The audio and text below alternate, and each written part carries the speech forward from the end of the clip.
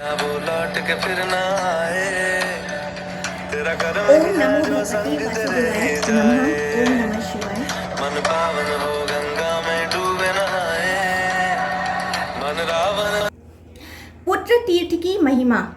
ब्रह्मा जी कहते हैं गौतमी तट पर जो विख्यात पुत्र तीर्थ है वह पुण्य तीर्थ कहलाता है। उसकी महिमा के श्रवण मात्र से मनुष्य संपूर्ण अभिलिखित वस्तुओं को प्राप्त कर लेता है। नारद, मैं उसके स्वरूप का वर्णन करता हूँ, सावधान होकर सुनो। जब दिति एवं धनु के पुत्र दैत्य और दानवों का देवताओं द्वारा क्षय होने लगा, तब दिति पुत्र वियोग के दुख से मन में स्पर्धा लेकर अपनी बहन धनु के पास आईं और इस प्रकार कहने लगीं, भद्रे, हम दोनों के ही पुत्र क्षीण होते जा रहे हैं। हम संसार में कौन ऐसा गुरुतर कार्य करें जिससे हमारा यह संकट दूर हो जाए। देखो, अदिति का वंश कितना संगठित और उत्तम है, उसका कभी क्षय नहीं होता। वह उत्तम राज्य, सुयश और विजय लक्ष्मी से सुशोभित है।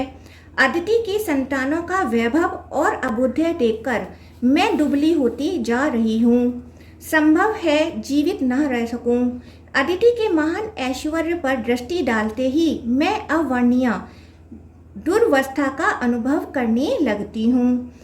दावानल में प्रवेश कर जाना भी सुखद है, किंतु स्वप्न में भी सौत की समृद्धि नहीं देखी जाती। धनु बोली, भद्रे, तुम अपने गुणों से पतिदेव कश्यप जी को संतुष्ट करो। यदि स्वामी संतुष्ट हो गए तो तुम संपूर्ण अभीष्ट वस्तुओं को प्राप्त कर लोगी। बहुत अच्छा कहकर दिति ने सब प्रकार से कश्यप जी को संतुष्ट किया। तब प्रजापति भगवान कश्यप ने दिति से कहा, सुव्रते, तुम्हें क्या दूं? तुम कोई अभीष्ट वर मांगो। यह सुनकर दिति ने स्वामी से कहा, नाथ, मुझे ऐसा पुत्र दीजिए जो अनेक गुणों से संपन्न, विश्व विजयी और जगध्वंद हो तथा जिसके जन्म लेने से मैं संसार में वीर जननी कहला सकूं। कश्यप जी ने कहा, देवी, मैं तुम्हें एक श्रेष्ठ व्रत का उपदेश करता हूँ जो 12 वर्षों तक पालन करने के बाद फल देता है। उसके बाद आकर तुम्हारे मन के अनुकूल गर्भ का आधान करूँगा, क्योंकि व्रत आदि के द्वारा निष्पाप हो जाने पर ही संपूर्ण मनोरथ सिद्ध होते हैं। पति का यह वचन सुनकर दिति को बड़ी प्रसन्नता हुई। उसने कश्यप जी को नमस्कार करके उनके बताए हुए व्रत का विधि पूर्वक पालन किया। जो लोग तीर्थों की सेवा, सुपात्रों को दान तथा व्रत का पालन आदि नहीं करते, वे अपनी अभीष्ट वस्तुओं को कैसे प्राप्त कर सकते हैं। दिति का व्रत पूरा होने पर कश्यप जी ने गर्भाधान किया और एकांत में अपनी प्रिय पत्नी दिति से कहा, सुचिस्मते, तपस्वी मुनि भी विहित कर्म की अवहेलना करने से मनोवांछित पदार्थ नहीं पा सकते, अतः तुम्हें कोई निंदित कर्म नहीं करना चाहिए। दोनों संध्याओं के समय सोना, कहीं जाना अथवा बाल खोले रहना निषिद्ध है। संध्या काल भूतों से व्याप्त रहता है, अतः उस समय छींकना, जम्हाई लेना तथा भोजन करना भी मना है। ये सब कार्य सदा ओट में ही करनी चाहिए। विशेषतः हंसना तो दूसरों के सामने हो ही नहीं। संध्या काल में कभी कमरे के भीतर ना रहें। प्रिय मूसल, ओखल, सूप, पीड़ा और ढक्कन आदि को दिन या रात में कभी ना लागना। उत्तर की ओर सिरहाना करके तथा संध्या काल में कभी ना सोना। झूठ ना बोलना, दूसरों के घर ना जाना, पति के सिवा और किसी पुरुष पर कहीं भी दृष्टि ना डालना। यदि निरंतर इन नियमों का पालन करती रहोगी तो तुम्हारा पुत्र तिरुभवन के ऐश्वर्य का भागी होगा। दिति ने स्वामी के समक्ष प्रतिज्ञा की, मैं इन नियमों का ठीक ठीक पालन करूंगी। फिर कश्यप जी देवताओं के यहाँ चले गए। इधर दिति का पुण्य जनित बलवान गर्भ दिनों दिन बढ़ने लगा। इन सब बातों को मय नामक दैत्य अपनी माया के बल से जानता था। उसकी इंद्र से मित्रता थी, दोनों में बड़ा प्रेम था। उसने इंद्र के पास एकांत में जाकर विनय पूर्वक कहा। दिति और दनु ने विशेषतः अभिप्राय से कश्यप जी को संतुष्ट किया है। दिति का गर्व दिनों दिन बढ़ता है, उसमें नाना प्रकार की शक्तियां हैं।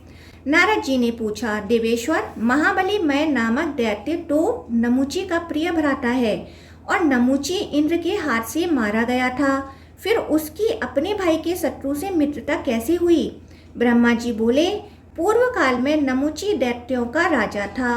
उसने इंद्र के साथ बड़ा भयंकर वैर हुआ। एक समय की बात है, इंद्र युद्ध छोड़कर कहीं जा रहे थे।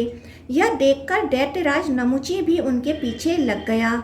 उसे आगे देख इंद्र भय से व्याकुल हो गए और ऐरावत हाथी को छोड़कर समुद्र के फैन में घुस गए। फिर वज्र में फैन लपेटकर उन फैन से ही इंद्र ने अपने शत्रु का संहार कर डाला। जब नमुचे की मृत्यु हो गई तब उसके छोटे भाई मय ने अपने बड़े भाई के घातक का विनाश करने के लिए बड़ी भारी तपस्या की। उसने अनेक प्रकार की माया प्राप्त की जो देवताओं के लिए अत्यंत भयंकर थी। उसने संपूर्ण लोकों को शरण देने वाले भगवान विष्णु से भी वर प्राप्त किया। मैं दानी और प्रियभाषी था। उसने इंद्र को जीतने के लिए अग्नि और ब्राह्मणों का पूजन आरंभ किया। वह याचकों को मुंह मांगी वस्तुएं देने लगा। वंदी जन सदा उसकी स्तुति करते थे। इंद्र ने वायु से अपने मायावी शत्रु मय की गतिविधि जान ली। तब वह ब्राह्मण का वेश बनाकर उसके पास गए और बोले, दैत्यराज, मैं याचक हूँ, मुझे मनोवांछित वर दीजिए। मैंने सुना है आप दाताओं के शिरोमणि हैं, अतः आपके पास आया हूँ। मैंने उन्हें ब्राह्मण जानकर कहा, दिया हुआ ही समझो।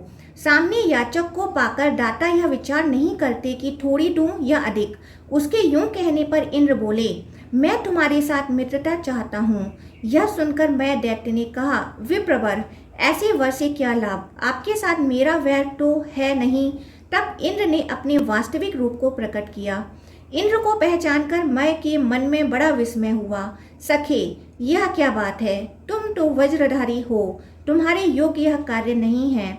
इंद्र ने हंसकर मैं को हृदय से लगाया और कहा, विद्वान पुरुष किसी भी उपाय से अपने अभीष्ट कार्य की सिद्धि करते हैं। तब से मैं के साथ इंद्र की गहरी मैत्री हो गई। मैं सदा के लिए इंद्र का हितैषी हो गया। उसने इंद्र भवन में जाकर सब बातें बताई, साथ ही इंद्र को माया भी प्रदान की। इंद्र ने प्रसन्न होकर पूछा, मैं बताओ अब मुझे क्या करना चाहिए? मैंने कहा, अगस्त्य के आश्रम पर जाओ, वहीं गर्भवती दिति रहती हैं। उसकी सेवा करते हुए आश्रम में कुछ दिन निवास करो।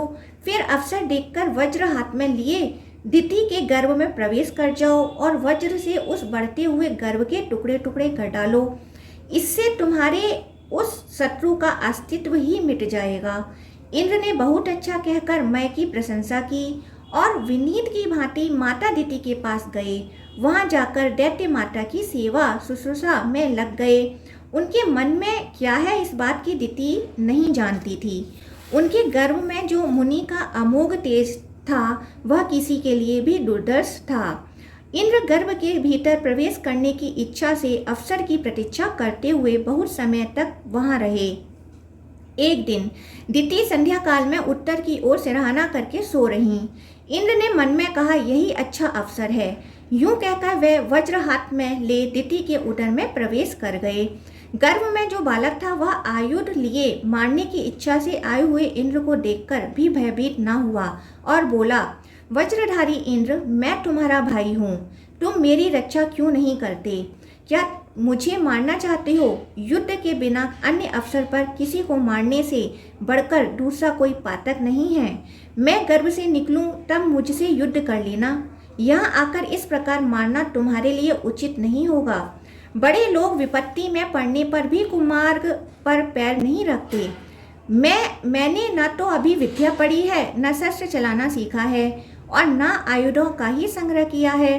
तुम विद्वान हो, तुम्हारे हाथ में वज्र शोभा पा रहा है।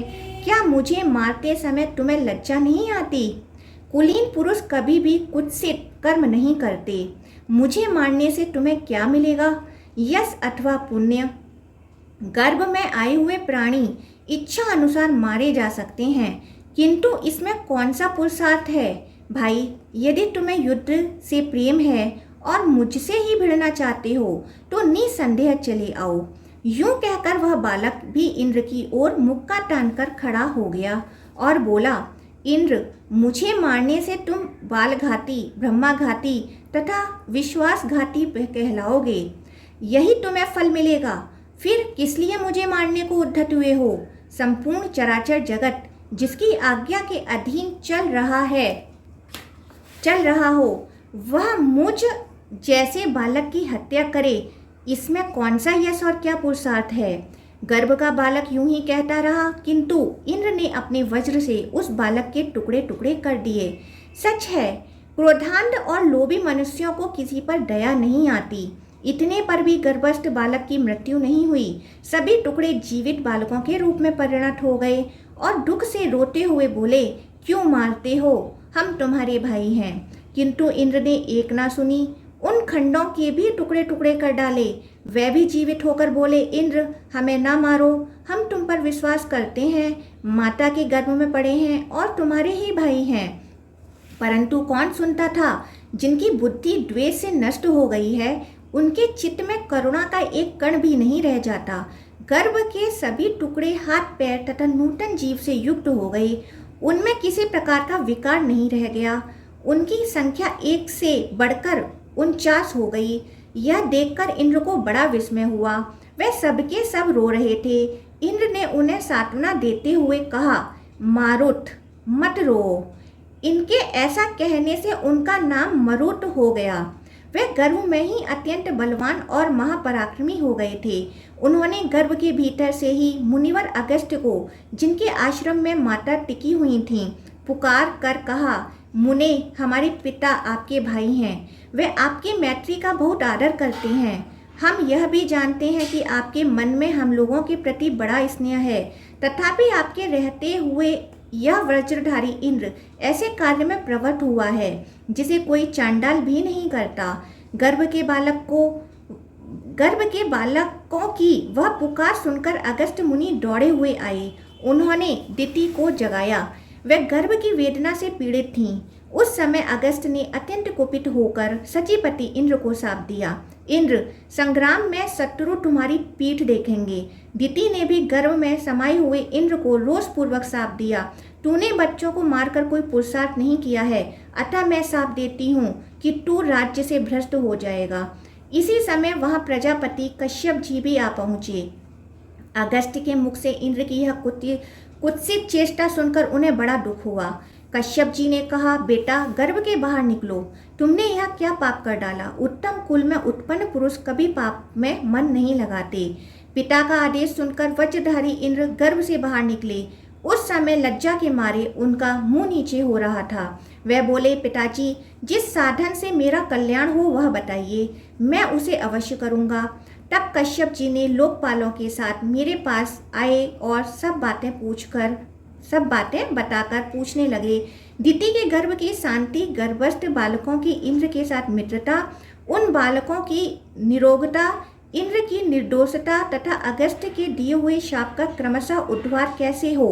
तब मैंने कश्यप से कहा, प्रजापति, तुम वसुओं, लोकपालों तथा इंद्र को साथ लेकर शीघ्र ही गौतमी नदी के तट पर जाओ और वहां स्नान करके सबके साथ महादेव जी की स्तुति करो। फिर शिव की कृपा से सब कल्याण ही होगा। अच्छा, ऐसा ही करूँगा। यूं कहकर कश्यप मुनि गौतमी नदी के तट पर गए और देवेश्वर भगवान शिव की स्तुति करने लगे।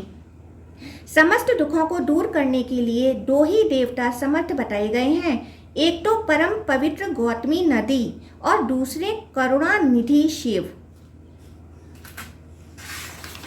कश्यप बोले, देवेश्वर शंकर, मेरी रक्षा कीजिए। लोक वंदित परमेश्वर, मेरी रक्षा कीजिए। सबको पवित्र करने वाले वागीश, रक्षा कीजिए। सर्पों का आभूषण पहनने वाले शिव, रक्षा कीजिए।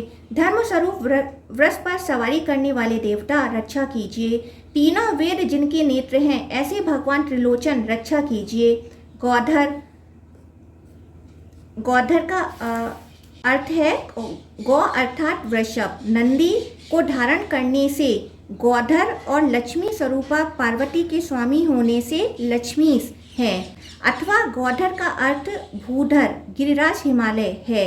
उनकी लक्ष्मी स्वरूपा कन्या के स्वामी होने के कारण शिव गौधर लक्ष्मीस भी कहलाते हैं। त्रिलोचन रक्षा कीजिए, गौधर लक्ष्मीस रक्षा कीजिए। गज चर्म का वस्त्र धारण करने वाले सर्व रक्षा कीजिए। त्रिपुरहर रक्षा कीजिए। अर्धचंद्र से विभूषित नाथ रक्षा कीजिए। यज्ञेश्वर सोमनाथ रक्षा कीजिए। मनोवांछित फलों के दाता रक्षा कीजिए। करुणाधाम रक्षा कीजिए। मंगलदाता रक्षा कीजिए। सबकी उत्पत्ति के हेतुभूत परमात्मन रक्षा कीजिए। पालन करने वाले वासव रक्षा कीजिए। भास्कर वित्वेश रक्षा कीजिए। ब्रह्मा वंदित शिव रक्षा कीजिए। विश्वेश्वर रक्षा कीजिए। सिद्धेश्वर रक्षा कीजिए।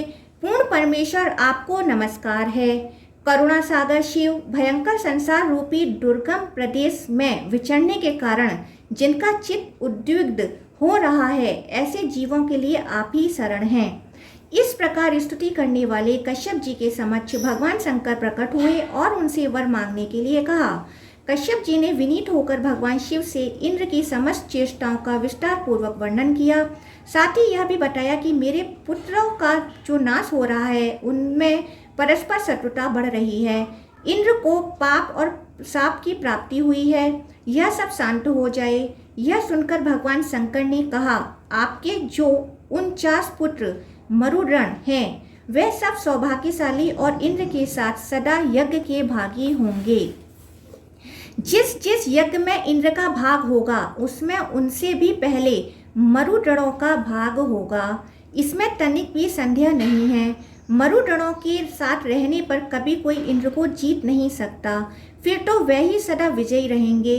इतना कहकर शंकर जी ने मुनि श्रेष्ठ अगस्त्य से कहा, मुने तुम सचीपति इंद्र पर क्रोध न करो, महामते शांत हो जाओ। मरुद्गण अमर हो गए। फिर दिति से भी शिव जी ने कहा, देवी मेरे एक ऐसा पुत्र हो जो तीनों लोकों के ऐश्वर्य से सुशोभित रहे। इस बात का चिंतन करती हुई तुम तपस्या में प्रवृत्त हुई थी। तुम्हारा वह मनोरथ सब अब सफल हो गया। तुम्हारे यह पुत्र अधिक गुणशाली, बलवान और सूरवीर है, अतः अब तुम अपनी मानसिक चिंता छोड़ दो। सुंदरी, तुम संशय रहित होकर अन्य वर भी मांगो। दीदी बोली, भगवान, लोक में यही बड़ी बात समझी जाती है कि माता पिता को पुत्र का दर्शन हो। विशेषतः माता के लिए यह बहुत ही प्रिय बात है। इसमें भी रूप, सम्मति, शौर्य और पराक्रम से संपन्न एक भी पुत्र हो तो बड़े भाग्य की बात है। फिर यदि बहुत से उत्तम और गुणवान पुत्र प्राप्त हो तो क्या कहना। मेरा पुत्र आपके प्रभाव से विजयी और बली हुए। वे वास्तव में इंद्र के भाई और प्रजापति के पुत्र हैं। देवी, जहाँ अगस्त्य और गौतमी गंगा के प्रसाद के साथ साथ आपका भी प्रसाद प्राप्त हो, वहाँ शुभ होने में क्या संदेह है। यद्यपि मैं कृतार्थ हो गई, तथापि भक्ति पूर्वक आपसे कुछ निवेदन करती हूँ। देव, मेरी बात सुने और संसार का कल्याण करें। देववंद संतान की प्राप्ति संसार में दुर्लभ है। विशेषतः माता के लिए पुत्र का होना और भी प्रिय है। पुत्र भी यदि गुणवान, धनवान और आयुष्मान हुआ तब तो कहना ही क्या है। इहलोक और परलोक में उत्तम फल की इच्छा रखने वाले सभी प्राणियों को गुणवान पुत्र की प्राप्ति सदा ही अभीष्ट है। अतः यहाँ स्नान करने से इस दुर्लभ फल की प्राप्ति हो सके, ऐसा अनुग्रह कीजिए। भगवान शंकर बोले, निसंतान होना बहुत बड़े पाप का फल है। स्त्री या पुरुष कोई भी यदि निसंतान हो तो यहाँ स्नान करने मात्र से उसके इस दोष का नाश हो जाता है। जो इस स्रोत का पाठ करेगा उसे यहाँ स्नान करने का फल प्राप्त होगा। जो 3 मास तक यहाँ स्नान और दान करता है उसे पुत्र की प्राप्ति होती है। पुत्रहीन स्त्री यह स्नान करके पुत्र पा सकती है। ऋतुश्राता स्त्री यदि यहाँ आकर स्नान करे तो उसे अनेकों पुत्र प्राप्त होते हैं। यह 3 महीने के भीतर ही गर्भवती हो जाती है। जो पितृ दोष से तथा धन अपहरण करने से दोष से पुत्र लाभ से वंचित है, उनके लिए यह गौतमी नदी परम उद्धार का कारण है। यहाँ पितरों को पिंडदान देने, तर्पण करने तथा कुछ सुवर्ण दान करने से निश्चय ही पुत्र होता है। जो धरोहर हड़प लेते, रत्नों की चोरी करते तथा पितरों का श्राद्ध कर्म छोड़ देते हैं, उनके वंश की वृद्धि नहीं होती। जो पाप करके उसका प्रायश्चित किए बिना ही मर जाते हैं, उन सबकी यही गति होती है। जो तीर्थों का सेवन करते हुए जीवन व्यतीत करते हैं उन्हें श्रेष्ठ संतान की प्राप्ति होती है।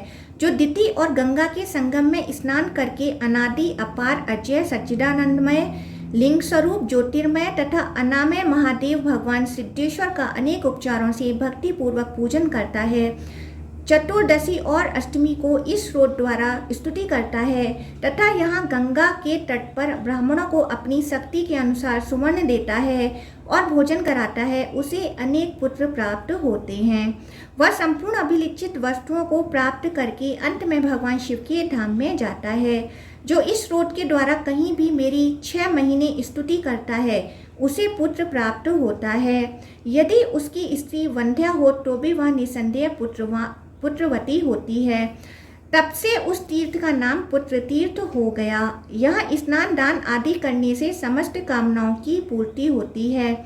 मरुद्गणों के साथ मैत्री होने के कारण उसे मित्र तीर्थ भी कहते हैं। यह स्नान करने से इंद्र निष्पाप हुए थे, इसलिए वह इंद्र तीर्थ या शक्र तीर्थ भी कहलाता है।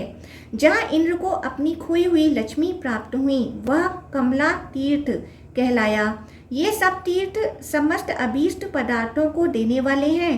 भगवान शिव यह कहकर कि यहाँ सब कामनाएं पूर्ण होंगी अंतर्धान हो गए और कश्यप आदि सब लोग कृतकृत्य होकर जैसे आए थे वैसे लौट गए। ओम नमः शिवाय। ओम नमो भगवते वासुदेवाय। हर हर गंगे।